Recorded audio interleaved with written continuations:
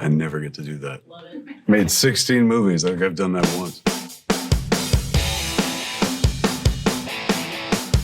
Clerks. This guy's going through all the eggs, look. This has been going on for 20 minutes now. What's he looking for? Said he has to find the perfect dozen. Perfect dozen?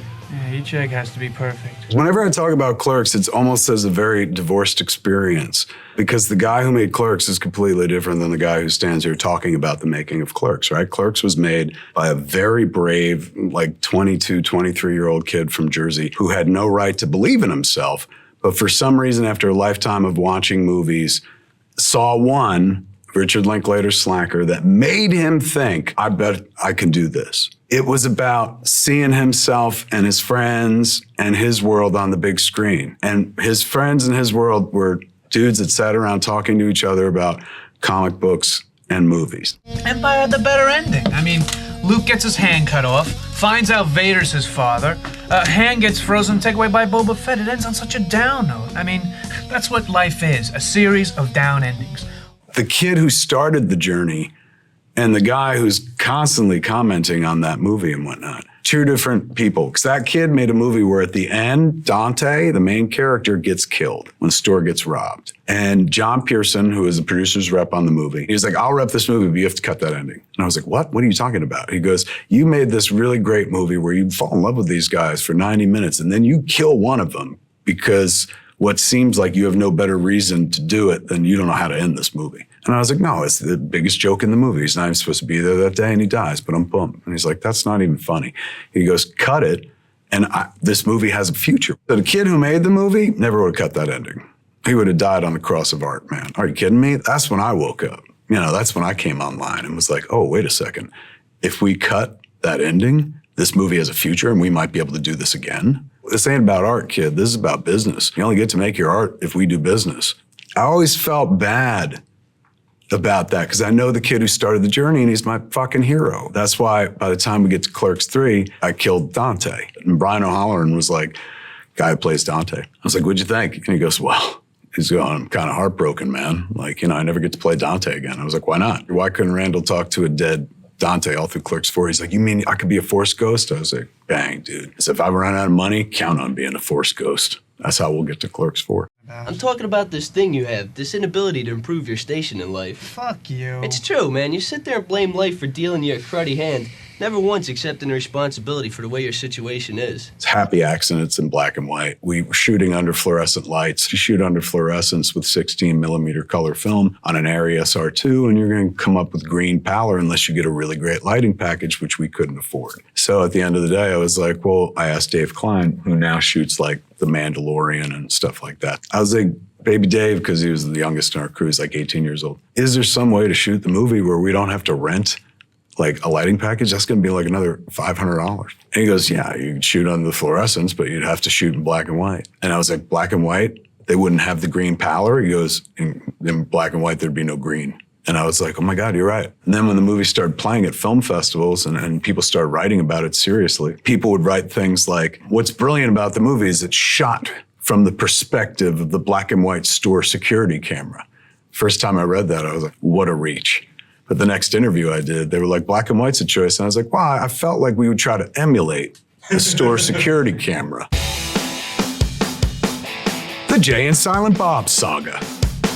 When we were working on Jay and Silent Bob Strike Back, you got to remember, I was coming off of Clerks, then Mallrats, then Chasing Amy, and then Dogma. So we had back-to-back like pop cultural hits. Dogma had an all-star cast. And so there was a lot of like agents with other famous clients calling in to Christine Sheeks, who was our casting director on Jay and Silent Bob Strike Back.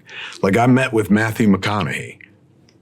Go figure. And I think it was Christine Sheeks who was just like, well, who's somebody you always loved as a kid? And I was like, well, like Mark Hamill. And she goes, oh my God, we can reach out to Mark Hamill. So I was like, I literally had a crush on Carrie Fisher. And so she was like, oh my God, let's reach out to Kari. And so we'd reached out to them separately. They both said yes, ironically, on the same day, but neither of them knew that they were involved. If they had, I don't think they would have said yes. Like in talking to Mark afterwards, Mark's like, look, I said no to everything Star Wars, except for two things, The Simpsons and this. And both times is because my kids told me I would be stupid if I didn't do this. What the fuck?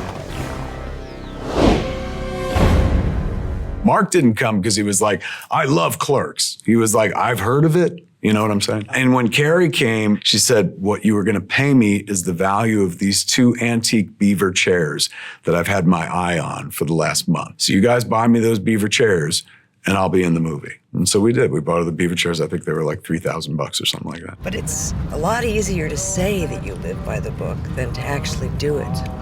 So she shows up on the day we shoot. She's like, hi, I'm Kari. And I was like, I'm a massive fan, man, like growing up naturally and blah, blah, blah. She's like, thank you. She'd heard it all before. And I was like, but I got to tell you, like, I'll never forget. You're the only person I've ever worked with who was like, pay me in antique beaver chairs. I was like, what's that all about? And she was like, the beaver chairs? I thought that'd be appropriate for this movie. And I was like, there's a screenwriter. There's a writer, I says.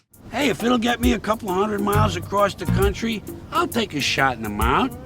Yeah, but we ain't gay. Don't be so suburban. He was so serious about the craft, always serious about acting. Like he's method, true method. And so on Jane Silent Bob Strike Back, he comes over, he's like, Kevin, I have a question for you as the author of this piece. I was like, okay. And he was like, in the scene, my character, and he's playing a hitchhiker who Jane Silent Bob stumble across. I'm talking to these two idiots about, you know, the unwritten book of the road. I said, oh, yeah. And he goes, okay, now, does my character believe in the unwritten book of the road, or am I just fucking with these two assholes? And I was like, George, I gotta be honest with you. You've already put more thought into the script than I ever have. And he goes, well, what is it? And I was like, if I had to pick while I was writing it, probably lean toward, you know, this guy believes. He goes, that's what I thought. That's the intent I'm going to play.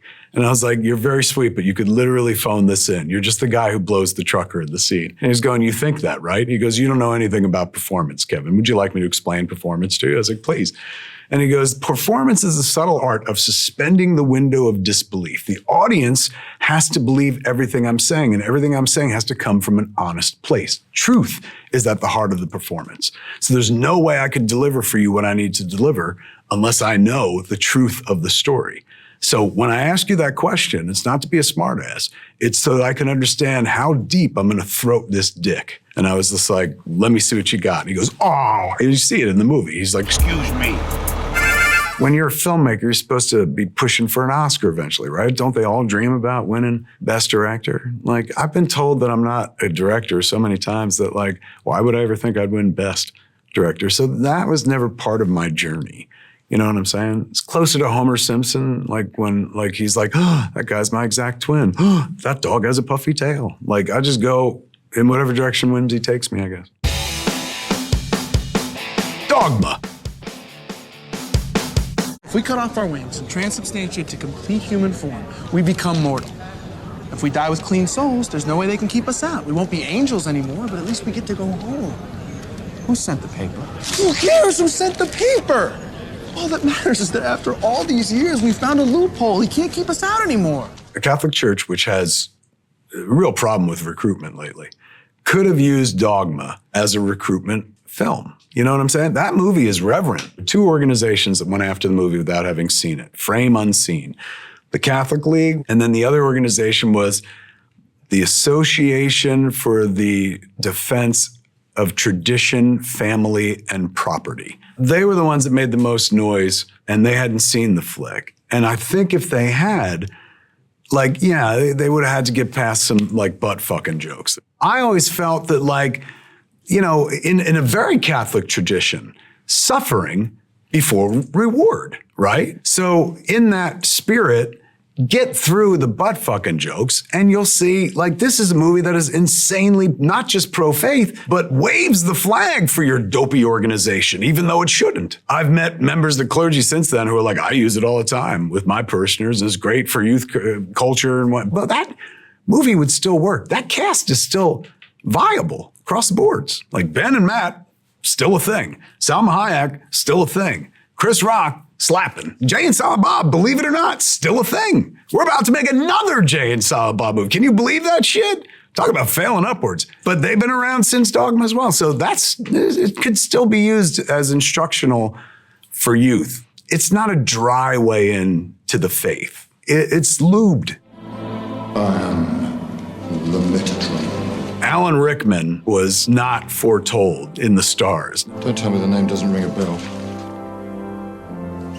You people. If there isn't a movie about it, it's not worth knowing, is it? Now, when I watched Die Hard for the first time, I fell in love with Alan Rickman. I came into that theater to see Bruce Willis. I was a big Moonlighting fan. But I left going, who's the other guy? So we come around to cast in the movie, and John Gordon, who's our exec at Miramax, calls me up one day and he goes, bro, Alan Rickman just came in. And I was like, get out of here, yippee-ki-yay, motherfucker. Hans Gruber, are you serious? And he's like, he was here, bro.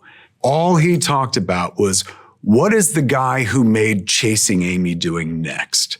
And I was like, that's me. And he's like, yes. So Alan joined us and we became friends. Like that was something I never understood until late in his life. Honestly, until he passed away. I always thought he was just being polite because we'd made Dogma together and stuff. But he was genuinely interested in me and my family. And when I say my family, I also include Jason Mewes. One of my favorite moments being on the set of Dogma at that church in Pittsburgh. And I looked over on the step of the church and there's Alan Rickman sitting next to Jason Mewes and they are engaged in the most intense conversation. And I remember thinking, what the fuck could these two possibly have to say to each other?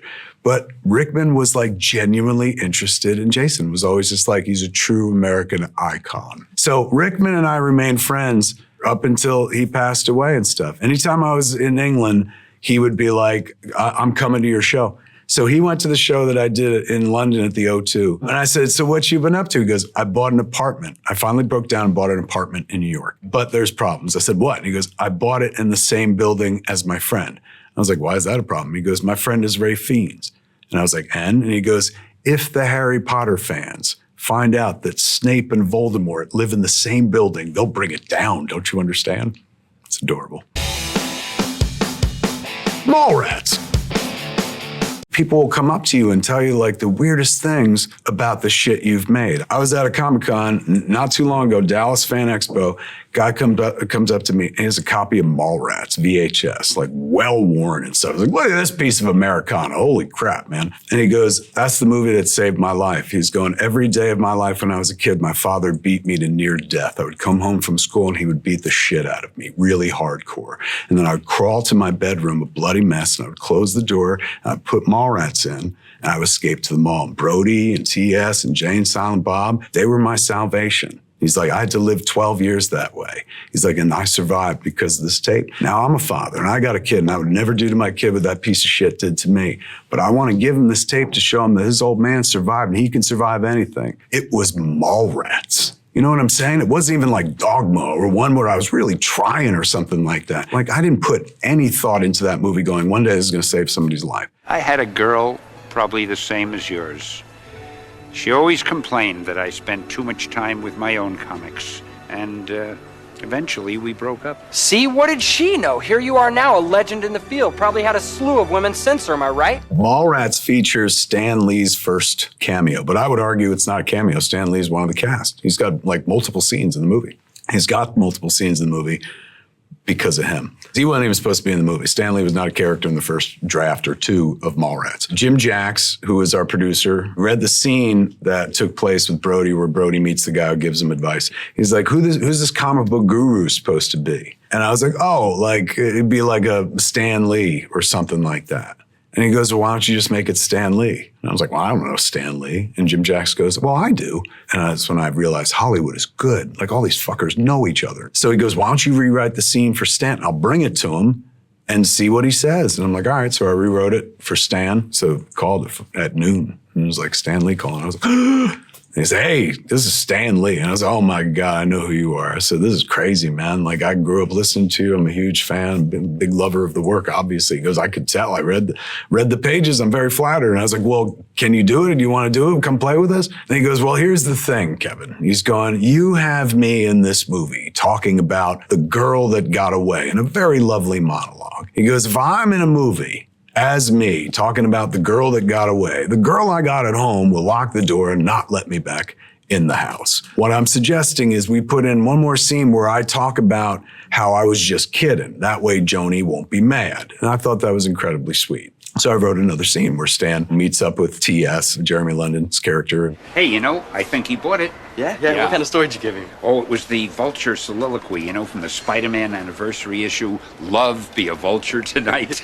Yeah, well, I can't thank you enough, Mr. Oh, forget it. I'd known him for a long time, and what I found out was Stan was nothing if not brilliant at expanding the brand of Stan.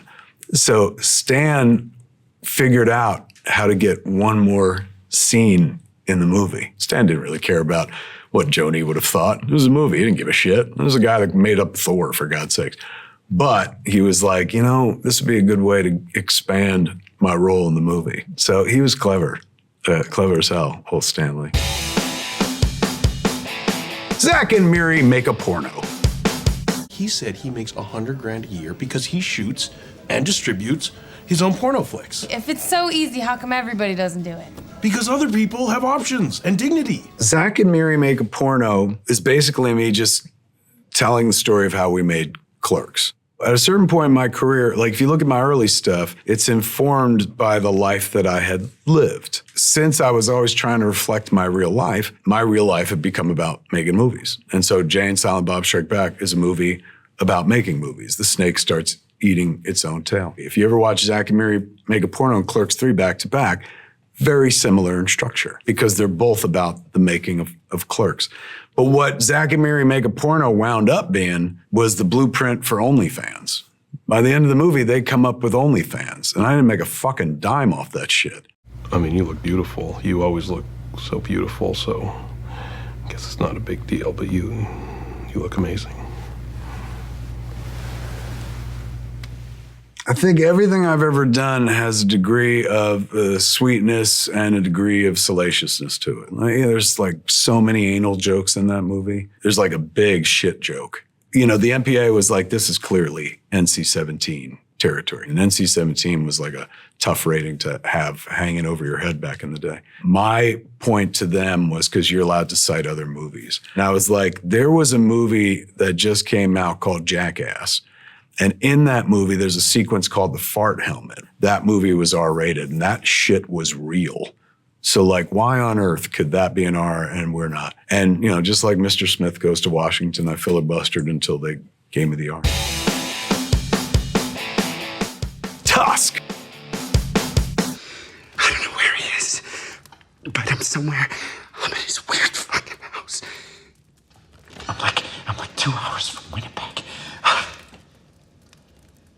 I'm so fucking scared. So me and Scott Mosier, who produced all my movies, we were doing a podcast since 2007. I know the whole world does podcasts now, but we were on episode 258 of Smodcast, and the episode's called The Walrus and the Carpenter, where I hit Scott with this ad that I found online. It was like a kind of meme article that had traveled around. This website called Gumtree.uk, which was kind of like the best I could figure, Craigslist-y kind of affair over in England. There was a listing for a guy who was like, I have a room for rent in my mansion, and you can live in it absolutely rent-free with complete run of the house and the estate. In exchange for 2 hours a day, I have constructed a very realistic walrus costume that I would like you to wear. And then he told this really poignant story about why this was presented as real. And I was like, you gotta be kidding me, man. This is, who would answer this? They had 2,500 respondents. People you know what? I'll dress like a walrus for a free room in a mansion and stuff. And I was like, you're going to show up. This dude's going to knock you out, sew you into that suit, make you the human walrus and stuff like that. And then as we slowly built the story on the episode of the podcast, unintentionally, just trying to crack each other up, we eventually got to a point where I was so enamored of the idea where you hear me talk about it. That's the beautiful thing about the podcast that birthed Tusk is, generally, when you see an artist's art, you see the end product. Very rarely is the audience present for the moment of inspiration, the birth where I talked myself into it because at one point I'm like, we're all the brave filmmakers, who would make this man to walrus transition movie. Like, show me one. And then I remembered I used to be a brave filmmaker. And so I was like, you know what, man? And you hear me say it on the podcast, I'm like, copyright Kevin Scott, man. I'm doing this. I was like, if you like this idea, go to Twitter and hashtag walrus yes. If you think it's stupid and a waste of my time, hashtag walrus no. And the next day there was just a sea of walrus yes. So much walrus yes, one walrus no. And the one walrus no said, I'm really walrus yes, but I'm voting walrus no to support the democratic process. So because the internet told me it was a good idea, I wrote Tusk. And the internet, never wrong, never misses. That movie dialed my clock back 20 years with a particular audience. An audience I was never gonna hit. Tusk is the movie that winds up reintroducing me to a bunch of kids who are art school kids, college kids, like for whom Tusk is a thing. I was crestfallen when Tusk didn't work theatrically, believe it or not. It's an A24 movie, probably one of the only A24 movies that took a shit at the box office. So at the end of the day, even though I'd been through it with Mallrats and Jersey Girl, where it's like, oh, all is lost. And then years later, people embrace them and love those movies and stuff and forget about the box office. And still, on Tusk, it was like, oh my God, what have I done? Why did I make Tusk? What a mistake. And then a couple of years later, it was like, oh, that's why I made Tusk. You're never making the movie for someone today. You're making it for somebody way down the road. I'm Guy Lapointe. That is my name, Guy Lapointe, and I spent 20 years as the inspector of the Sûreté du Québec. I'd written the role of Guy Lapointe to be played by Quentin Tarantino, because I know Quentin likes to act, and I know that he was a fan of Red State. I made Red State with him and Michael Parks, who was also going to be in Tusk. And he's the massive Michael Parks fan. I found Michael Parks by way of Quentin Tarantino. So I was like, oh my God, he'll love to be in a movie with Parks, where he's this guy with a ridiculous French accent, French-Canadian accent, hunting this killer of men who turns people into walruses. Sent it to him, never heard back. So we called and the word was no, flat out no. What we found out later on was he thought we were offering him the role of the walrus, and he was offended by that. And I'm like, well, no, that's Justin Long, who wasn't offended by it. But Justin Long's mom was like, don't take this role and never call that boy back, in regards to me and stuff. Quentin didn't want to do Tusk. We were without a Guy Lapointe. We were Guy-less.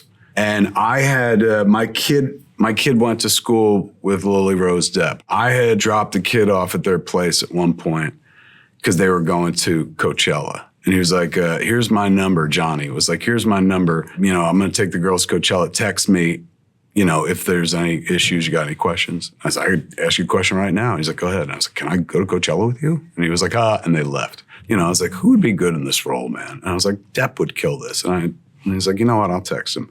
And so I texted him. I was like, hey, man, it's Harley's dad, because that's who I am in that world. I was like, I know you get this all the time, but I got a movie that I think you'd be perfect for and stuff. And I sent a link to a blog I had written about it, so there's a description. And I was like, what do you think? And shortly after I sent it, the three bubbles came up. He's, he kind of, his texts are like him, just scarves all over it. And he wrote back how delicious. This seems like something I would love to swim around in. Color me intrigued. So he came in and shot with us. We'd done the whole movie except for the Guy Lapointe stuff. And then we did 2 days with him. But, the only thing he was like, just don't credit me. So in the credits, we didn't market it. And I remember Scott Mosier, he's like, in a movie that has a Justin Long dressed up in a fucking human walrus chimera suit, the weirdest thing about this movie is that Johnny Depp is also in it. Jersey Girl. What are your intentions with my father? Do you plan on marrying him? I don't... Because I was taught that only married girls show their girl parts to boys. Right, Daddy? Right. Yes. I can recite for you a litany of Jersey Girl reviews, really shitty Jersey Girl reviews. Or I could tell you stories about people who are like, that's the movie that me and my mom watched while she was dying of cancer. She loved George Carlin. She went to school with him when she was a kid. Like things like that. Over 30 years, that's what gravitates to the top. You got to remember, part of my whole shtick, like I started making movies, but standing on stage and making jokes and telling stories and Q&As, comedy, became a side hustle for me. And that had everything to do with George Carlin. And I couldn't thank him for everything he had given me, but I could give him the one thing he wanted, which was to be in movies. Everything about George was great. He came to the Jersey Girl set so like fucking method. It was nuts. We were doing this rehearsal. It was just me and him and Affleck. Ben is opening his script, fucking pouring coffee and shit. And George is like just dialed in. He goes, Kevin, I have a question for you as the author of this piece. I said, recognize. Okay, my character is always giving Greenie shit. That's the character Stephen Root played. Who are you, the Holy Father? Everybody knows I meant St. Peter. You don't have to explain my shit. He goes, I'm always stepping on Greenie's dick, and there's no obvious reason for it. Greenie doesn't deserve the treatment that I give him, and it's been kind of bugging me. But I realize it's my problem and not yours. What I did last night was I wrote a backstory for my character. Why he hates Greenie so much. Like, it goes back to a hand job in high school. Don't worry about it. It don't matter. But I wrote 6 pages of this backstory, and I've memorized it. Now I'm going to throw it out. I won't reference it in any of the dialogue whatsoever. But just know that when I get in Greenie's face, that's what I'm going to be pulling from as my motivation. And instantly turned to Ben and I was like, why can't you be this fucking good, man? I remember one of my favorite moments, like on a set. We weren't even shooting yet. We were on Dogma and we were in rehearsal stage. And at one point, you know, I'm standing next to George. I was like, what are you working on now? And he goes, I just finished up my opening piece for my next HBO special. And I was like, can you do it? And he goes, you want me to do it right now? And everybody in the room, he's like Chris Rock, Linda Fiorentino, Salma Hayek, me, Jason Lee, Jason Mewes, Ben, Matt, the whole shebang, all of us in the room. We were like, yeah, do it, do it. We all sat down and he did this 10-minute piece just off the top of his head, perfectly. Same way I'd see him do it in the actual special when it aired a couple months later and stuff. And all these people at the height of their game, these 2 motherfuckers just won an Oscar for Good Will Hunting and shit. Didn't matter. Everyone was agog at the man as he worked the room. He was so good at what he did and stuff. And we just watched him for 10 minutes, like just put everything aside and watched him do his thing. The fun thing about this job is every once in a while, you can see someone who's truly excellent practice their craft front and center, right there. And you could touch them. Sometimes you watch people do things, you're like, must be magic. It's gotta be wires. That can't be real. We could have poked him and he was right there. It's awesome. Chasing Amy. I haven't liked a man in a long time, and it's not because I'm a man hater or something like that. It's just been some time since I've been exposed to a man that didn't immediately live into a stereotype of some sort. And I want you to feel comfortable with me, because I'd really like us to be friends. So if there's anything you want to know, it's okay to ask me. Okay. Okay. Okay. Why girls? Chasing Amy used to be the umbrella movie. If I made a movie that people didn't like, I could always turn to Chasing Amy, open the Chasing Amy umbrella and be like, but I did make Chasing Amy, and that would stop the rain. It was very forward-thinking, progressive movie for 1997. We are now in 2024. So 27 years on, the movie has aged differently for different audiences. Like, I meet people at Comic-Cons, I meet people in the real world who will sit me down and tell me how Alyssa Jones was their life preserver, their buoy. I saw a woman and a world that I could go to because I lived in a place that was nothing like that and I couldn't be myself. So I know the movie has that type of power. But, you know, for an audience that wasn't around when it happened, I guess some of it is abrasive and hits hard and doesn't feel, you know, a lot of people are baffled that we don't call Alyssa bisexual. We don't just say she's bi, man. Like we're always saying she's gay, she's gay. In 1997, bisexual wasn't really a popularized term. It was a kind of binary equation back then to some degree. It was gay and straight. So it wasn't like I'm disavowing that. In fact, there's a pretty eloquent explanation for bisexuality, which is crazy because it was written by a straight man in that movie that Joey encapsulates while she is explaining to Holden why him. Maybe you knew early on that your track was from point A to B. But unlike you, I was not given a fucking map at birth. So I tried it all. But it does feel weird that that movie is seen by some cats as not progressive, where I'm like, oh my God, like that's all it was, like when we made it and stuff. When we made it, there weren't a lot of voices getting to tell their story. And perhaps there's a, like, why is this straight guy telling this like gay story? And also the most interesting story to be told is Alyssa's story, although I could argue that Hooper's story is fascinating. And the story we tell is the boring ass white guy at the center of it. But I was the boring ass white guy at the center of my own life. And so it made sense that the story is told through Holden's perspective. And, I guess if they're still talking about it 27 years later, something worked about it. The 4:30 movie.